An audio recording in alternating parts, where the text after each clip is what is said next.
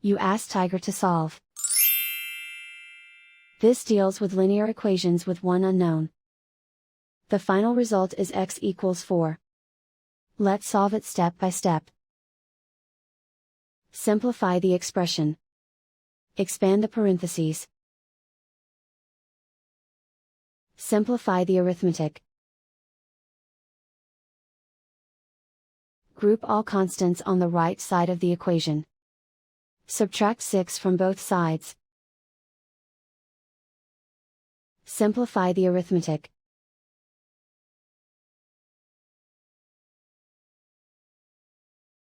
Isolate the x. Divide both sides by 3. Simplify the fraction. Find the greatest common factor of the numerator and denominator. Factor out and cancel the greatest common factor. And so the final result is x equals 4.